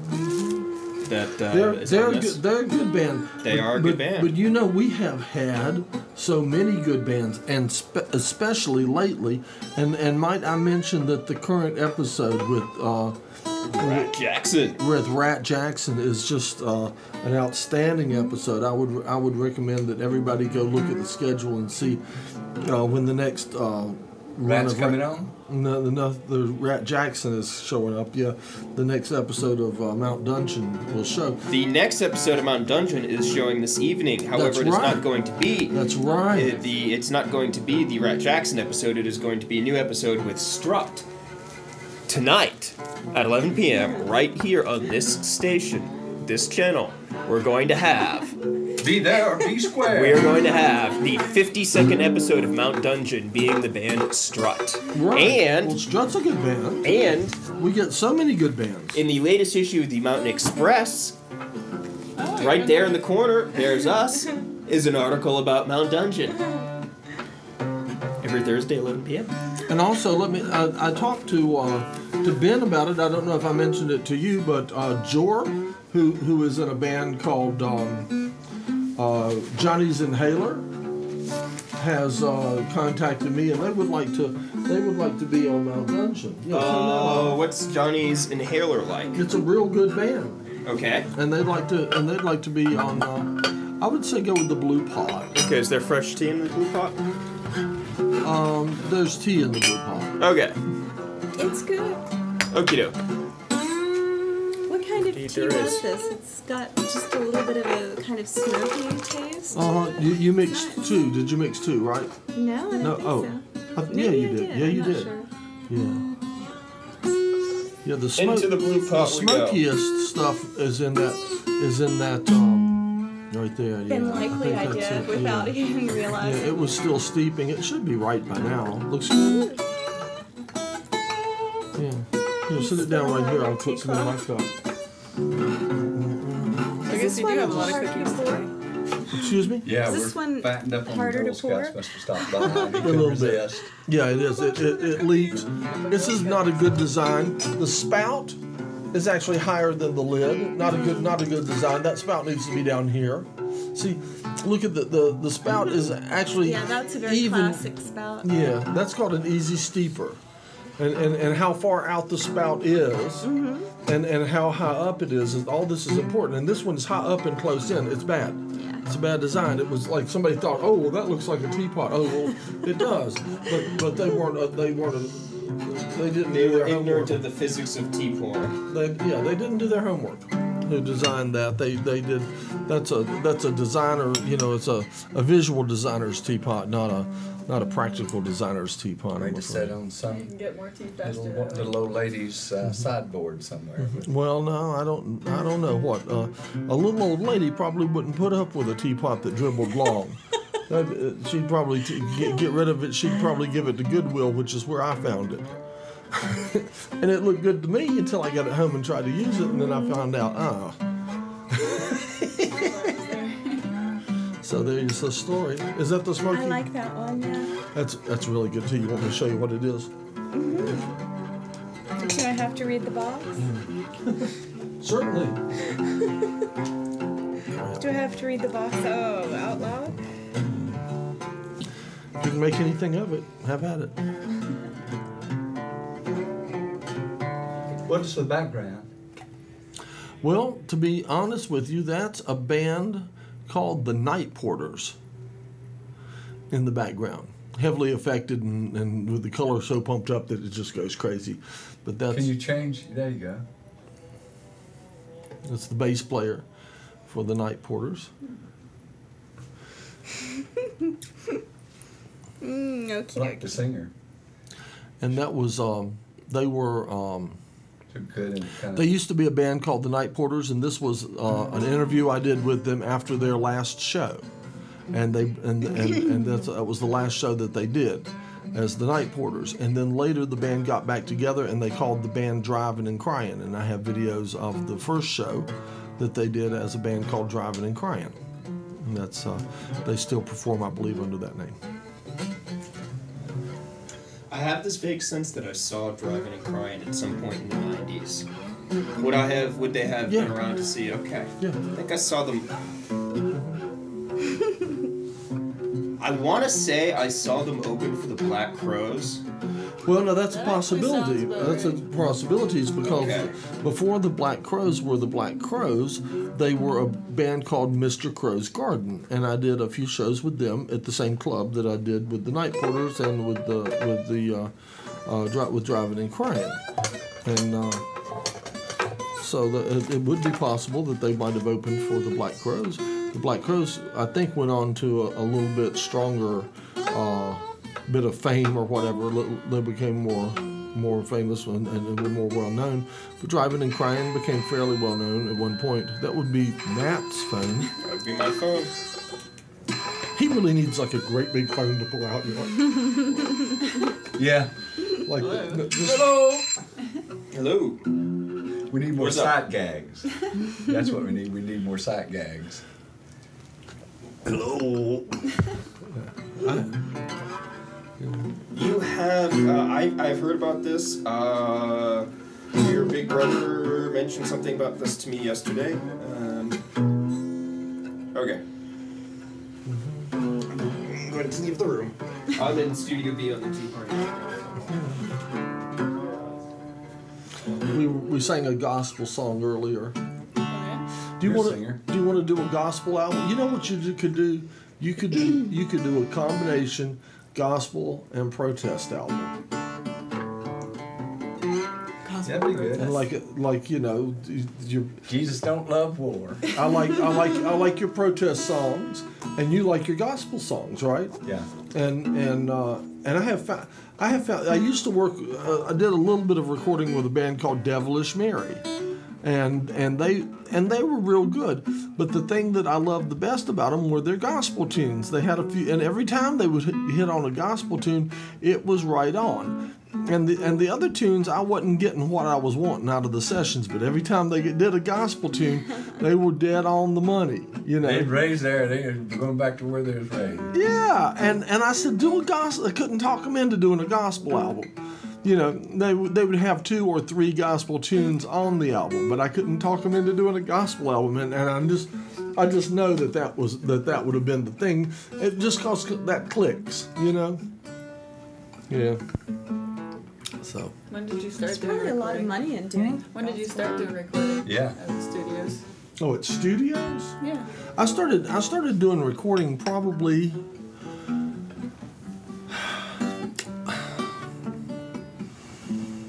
Mid to late 60s. Okay. You know. I managed my first studio. I would say I managed my first recording studio. For some reason, I want to say 1972 or 73. I think by that point I was managing a recording studio. You were managing one, or did you own it? No, I didn't own it. It was owned by someone else, and it was in Winston-Salem. But I managed it, and it was called Tracy's Little Nashville, and Tracy was this guy's daughter that owned it, and he called it Tracy's Little Nashville studio. Well, it's obvious that we need the Spirit. Everybody needs a Spirit. We're connected to the Spirit. And so gospel hits a good note if it says something sweet like "I'll Fly Away." You know, it's a sweet song. It's all. It can go across ideological and leaning, whatever. And leaning on the everlasting arm. Leaning on the everlasting arm. Well, that's a little hard, but "Love Lifted Me" is a nice one. Love lifted me. I was sinking deep in sin. Yeah, that's a little heavy, but yeah. Or Angel Band's a nice one. But we knew all the parts and all back then. But you probably sung Shape Note. But that time. I'm going back to again back to '60s. We still sung Shape Note in Baptist Church at that time. Yeah. We had singing schools, and they taught you to sing, you know, in real open harmonies, and You And that was the best, wasn't it? Oh, you sung loud. You know, that's what he said. That's true. That is true. And that'd be the first thing they teach you, Yeah. right? Sing loud. Sing loud. Sing as loud. loud as you can sing. No, it. But you know, it was good. It was good. Oh, I used to go to some singing. That I remember taking a date to a singing, and there were only like maybe 30 or 40 people, and they were all sitting in the front, and she and I were sitting in the back. And I don't think I've ever heard singing like that ever since then. They was singing, everybody in that church was singing absolutely just as loud as they could possibly sing. Yeah. And it was like you were in a, I don't know, in the middle of a big cathedral with 1,000 people in it, boy. Now, have you ever been to Pentecostal churches? No. Okay, well now in Pentecostal churches, I went to a Pentecostal church for a while, but the Pentecostal churches they'll say Baptists don't even know how to sing. I'm going to tell you something. All of the Pentecostal youth choirs that I've ever seen just rock. Huh? Oh, they blew them away. But now I make fun of Baptists not knowing how to sing. But see, I make a distinction between, you know, basic Baptists and mountain Baptists. You see what I mean? Or mountain, you know, gospel and mountain gospel. I put mountain gospel in its own category. That is an acceptable gospel. But you go to the lowlands and you go to First boring white church. First Baptist Church in. It's like the Simpsons. Who's the well brother? The preacher on the Simpsons. The They are Methodist boring like that. Huh? They are boring places to be. Yeah. Ours were not boring, boy. Well, there was the preachers got to shouting and praising God. It was like all over the stage, but some of them were good. Right. It's according to who it was. If they were good preachers and they were poetic and they understood the Bible. Right, and, and at the same time, you were really learning a whole lot from them. There used to be this is the truth. And this, I went to a Church of God, Pentecostal church. The preacher's name, this is the truth, was Brother Looney. Brother, honest to God. Yeah, I've heard that name. Looney. Brother Looney was his name. That was around here. Well, this was in Winston-Salem, and he would. And that was his first name or last name? That was his last name, Looney. So and so Looney. And his first name was really. and it was Brother Looney, and he would run across the stage and jump up in the air and whirl around and slam his fist into his hand and go, woo, praise God, and stuff like that and all. But at the same time, he'd be given a really in-depth history lesson about Bible history and stuff. I mean, you know, and you're just like, it was, you know, it was good. He was like he was really good. He was like he was the guy who acted out our effusive spirit. You know, he was elected as being the man who acted like what we wanted to act like, which was to jump up and down and shout. Well, see, no, that was all. It was a Pentecostal church, so everybody got to do it. Yeah, they did. Yeah, and after about 3/4 of the sermon, everybody was right. They'd all be going and all, but then and then at well, see, now when I was in boarding school, Bible was what are the courses when you have to take them? Not an elective. Mandatory. Huh? Mandatory, I guess, yeah. Anyway, you had to take Bible was a required. That's what I'm trying to say. A required class in that school, and but although several members of the faculty were Baptist ministers, you know, the Bible class was taught by a Methodist minister that was on campus, and so the Bible class that I took. Did they teach you how to shout? No. Oh, no. It was just not a preaching college. No, it wasn't a college. It was a boarding school. It was high school. And so anyway. I know the Baptist had those. Yeah, and we had. Oh, that's what I was going to tell you. We were talking about immigration and stuff. You know, Who was? Well, earlier we mentioned something about were there black people at the school, and originally there were not any American blacks at the school because But we had kids from all over the world. We had all kind of racial combinations of people from all over the world, but no American blacks, and the school was going to have to pay higher taxes in a higher tax bracket of some sort because they did not fulfill the immigration quota or whatever because they had no American blacks, but they could not find any American blacks that were wanting to pay the rather steep tuition. Did they have kids from Africa, though? To boarding school. No, I don't think so. Okay. Purely African. This was North Carolina in the 1960s. This was Virginia in the 60s. Yeah. So what they did is they gave they couldn't find any black kids who wanted to pay the steep tuition to go to boarding school. So they started a basketball program with a basketball scholarship to boarding school, and they scouted for basketball players. If you're going to have a black person, you might as well get a good basketball player, right? That's what I'm telling you. That's pretty.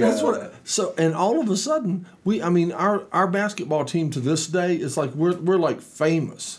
I mean, we win all the championships and all. They started that and instantly started winning everything. And and I still get like the alumni letters and stuff like that. And that's kind of cute in a way.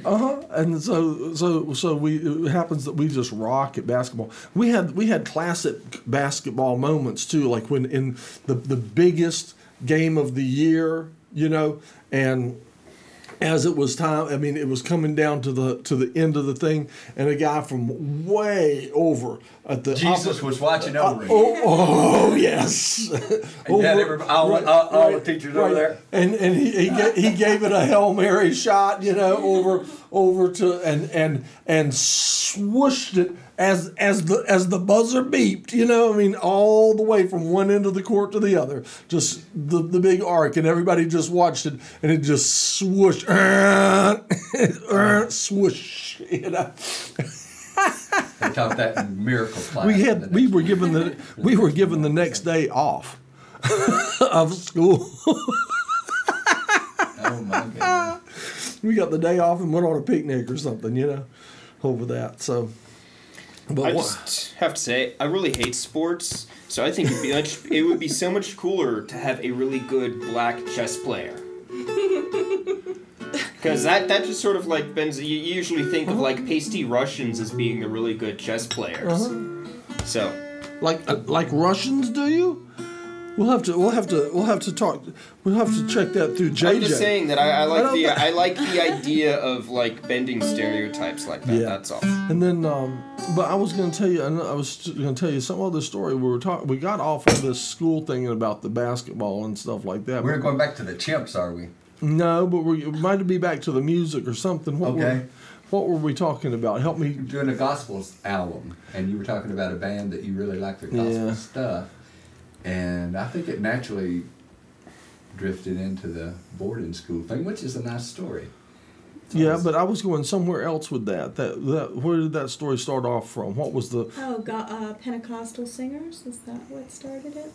Yeah, I think it is. I think it's Pentecostal singers. And saying that the Baptists could not sing. Yeah, and your basic white Baptists couldn't sing.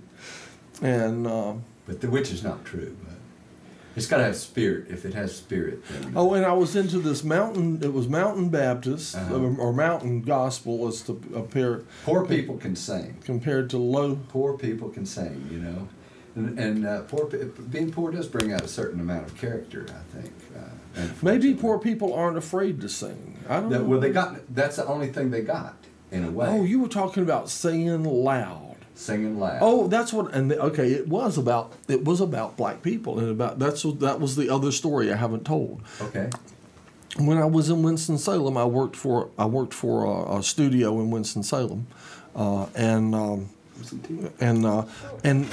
periodically, about every week, a black person would come in. There were a lot of black bands and stuff, soul bands and stuff like that in town, and some member would come in. Like soul music. Huh? Soul music. Yeah, and some member would come into town, and they would go through. They would check. They would talk to me about the studio, and they would talk about what do we have to do to record our band here or whatever. And I'd give them a tour of the studio, and they'd look at it and stuff like that. And they but they would never come back and actually book studio time and ever make a recording in the studio. And like I say, about every week I would be showing some black people through the studio, but they would never come back and record, and I didn't know why. Well, after a while, we put a gig together, and this is a real good thing if anybody ever wants to do it. I'm trying to tell you this, and you're playing with that stuff. Okay, I was just getting some sugar. I didn't think it'd take that long. Anyway, so what it is we put a mobile rig together, and we would go out to black churches and record their choirs. No kidding, in the 60s or 70s. 70s now. Now we're in the 70s, and we would record their choirs, and it turned out to be a really win-win situation for everybody. We would go in and take the multi-track tape recorder in and mixing board and everything, and set up the microphones and all, and we would record their choir. You don't have those tapes? No, I don't have those tapes. No. As a matter of fact, the choir directors and all got the tapes when they were over, and then they would, and we would spend sometimes 2 or 3 days doing that. What was often the case is the church would throw a sing-in during that period, and they would instead of meeting just on Wednesday night or something like that, they'd meet on Monday, Tuesday, and Wednesday night. Yeah, we have singings up here too. And they do them 3 nights in a row, or maybe all week long or something. But anyway, we'd be all set up, and we would record it all. So we had the choir, and we had all the instrumentation and everything, and the whole congregation. And some of them had tambourines and what have you, and they could all sing, and so it was a often eye-opening experience. The way it was a win-win situation for everybody is we would go in and record it, and they would pay us to record it, and then have albums made, and the choir would sell their own albums, and that would be a fundraiser for the choir to get new robes for the choir, or they wore robes. Yeah. Even in what is the AME church? American. What is that? Were they Baptist? Well, we did anything. I mean, we were interested in recording the choirs, not what denomination they were. There were a lot of that were Baptists. Yeah, that was very common. Some of the very best ones were Baptists, but there were a variety of denominations. But they would use the fundraiser for whatever it might be to get something, to build an extension. Build a preacher a house. Yeah, whatever. It was a fundraiser for the church, and often a fundraiser for the choir. Yeah. For whatever, maybe they needed a bus. Whatever, and we would go in, we would record it, we would get paid, they would sell the albums, and the profit from the albums. And you could listen to music for 3 days. Oh yeah, and then sit in the studio for another 3 days, mixing it down and stuff, and with the choir directors and stuff, and working on it and all, and it was really great. Well, then after I started doing that, I found that once these people had seen me in their church, these black people who had been coming into my studio and had never come back and recorded in my studio, but once they saw me at their church, it was okay. And then they started coming in, and they were bringing their soul bands in. This is what we were talking about, reciprocal altruism. Uh-huh. And so then they started bringing their soul bands in and stuff like that, and then I got to do a lot of that recording. So and they were really good. They were always really good. Yeah. But that's what it took to break that barrier, was that they were interested in recording with me, but they just couldn't bring themselves to do it. But once they had seen me in their church, then it was okay to record with me, and they were right back. Right. And so that's a really good thing that I learned about. If I were going to put a recording studio together right now, I would include a mobile unit, and I would go out and I would record black choirs and make CDs for them, which they would sell as fundraisers for their church, and they're great records. Yeah. So okay, I've babbled enough now, haven't I? That'd be fun to have a mobile unit though. Be awesome. Right. A mobile video unit? Or video or audio. That too. Go to town. Take it all. Yeah.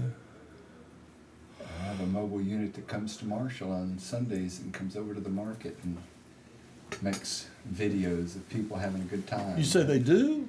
No, we should have. Just bring Do you them know roll up. any And, really good gospel choirs? No, I don't really know. I don't know the local gang.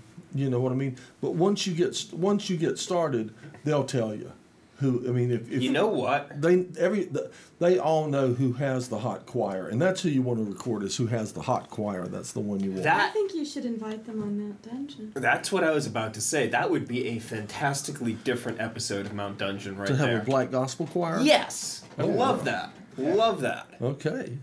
or a hillbilly shape note singing choir.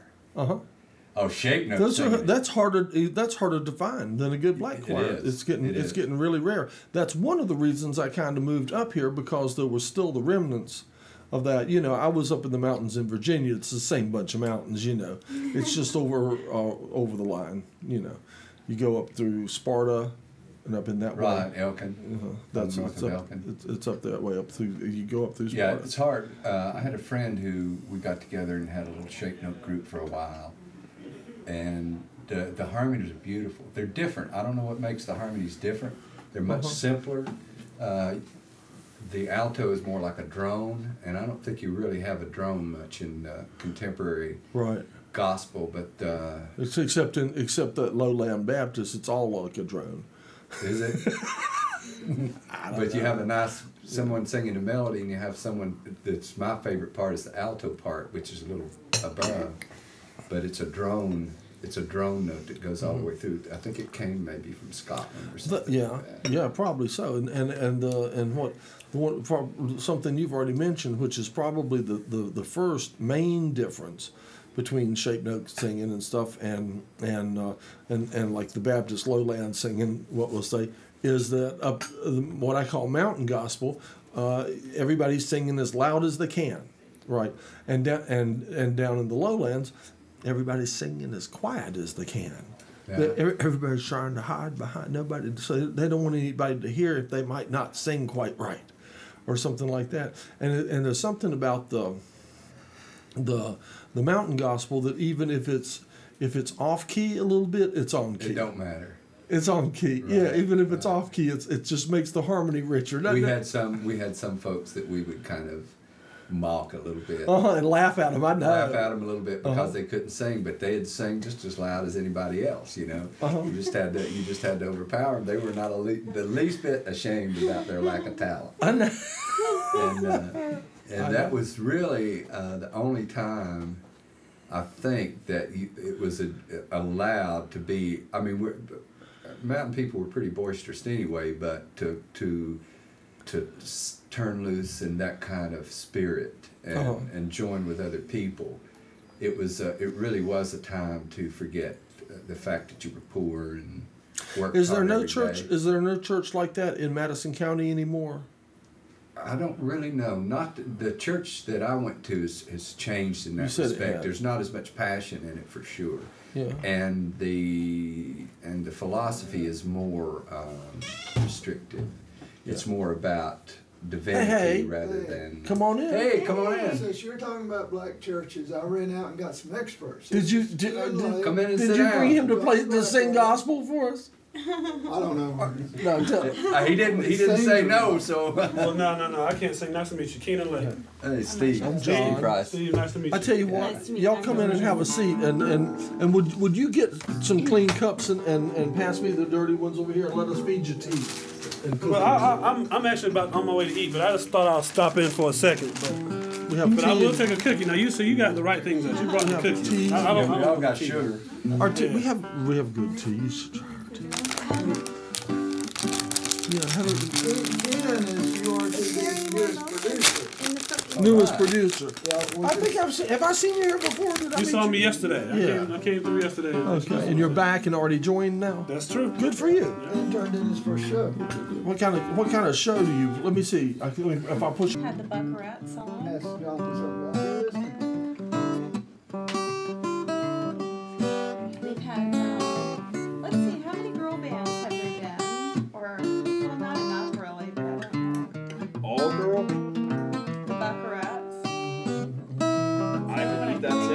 it's all female. I mean, we've had a number of acts that have been fronted by women. Cindy's band was mostly women. I think there was one guy in the band. It was 2 girls, 2 guys. 2 girls and 2 guys? 2 girls, 2 guys. We have almost enough time for one song.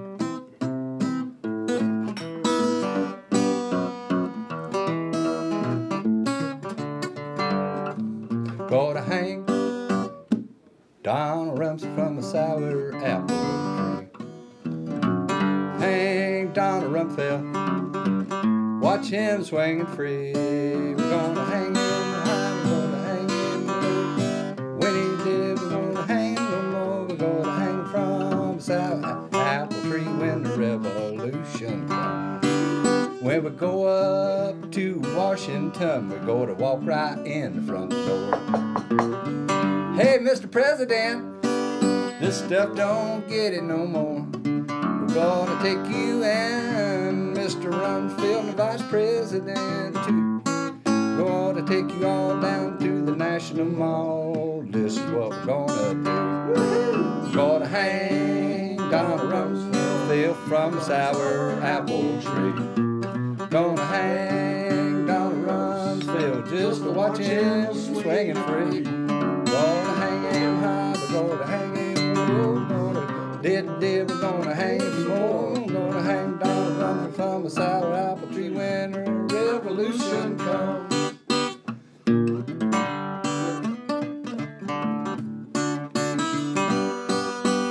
Oh, let's see. Extraordinary. Well, we're tired of all this suffering. We're tired of pain and woe. We're tired of your silly white faces and that black gal. We're tired of hearing about suffering and extraordinary rendition. We're going to send you back to the farm where you can't do no harm. But there's one condition. We're gonna hang Donald Rumsfeld from the sour apple tree. Gonna hang Donald Rumsfeld just to watch him agree. Gonna hang him high, gonna hang him low. And if he don't die, we're gonna hang him some more. Hang him from the sour apple tree when the revolution comes.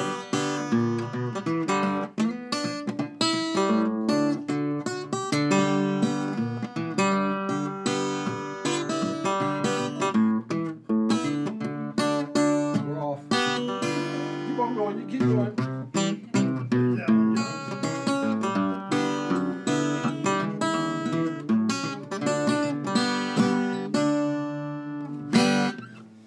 That's right. Now let's see. So by what that, part?